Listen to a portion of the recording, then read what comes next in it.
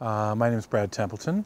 Among other things, I'm chairman of a civil rights group in the online world called the Electronic Frontier Foundation. I've also been an entrepreneur in the computer field for many years, and I'm involved in a lot of hopefully new and interesting ideas. Yeah, that the first generation of web technology achieved a certain goal, and that now there are newer technologies, and we can start, actually oddly enough, going back to the future here. In the early days of computing was done, well, in the very earliest days it was done just in big machine rooms and companies, but then it became done through something called time sharing, where there would be a central computer and everyone would have a wire to a terminal, and they would connect to it, and they would all share the one computer and use it. And then in the 1980s, the personal computer was born, and the personal computer said, no, you'll have a computer on your desk, and you will control it and own it, and here's the hard part, maintain it, but you will do with it what you wish to do.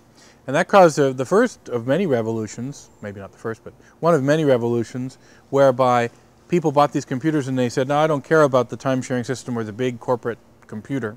I'm going to have my control over it. Oddly, we're seeing, with Web 2.0 and other things, a reversal of that trend. Now the idea is there's one big central computer, like Google or Yahoo or any other big web service, and they want you to then use their services through just the browser as a smart terminal. So oddly enough, Web 2.0 is a return to the centralized viewpoint. But it's not centralized in the same way as it was then, because in those days you had one computer. If you were at a place that had computers, like a company or a school, there was one computer and it was run by people who ran it, and they did what they wanted, and if you asked for something, well, it was up to them whether or not you were going to get it. So now we are moving to centralization, but with a million flowers everywhere. So if you don't like Google, you can go to Microsoft, Yahoo, and not just those big companies, but little tiny companies too, who will do the same thing for you. They don't have necessarily the economies that a Google has, but they can do a lot of those things. So it's not quite a return to the past. It's an explosion of that philosophy, but with many, many, many companies and people, sometimes just ordinary people sitting in a house, providing services to people and making things happen.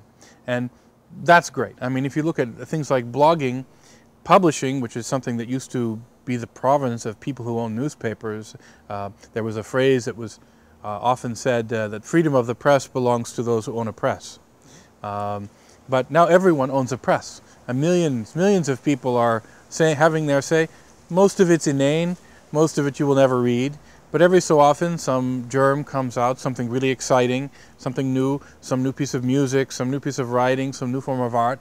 It's invented by one person, and he can make the whole world see it without having to have an intermediary in between. And that is tremendous.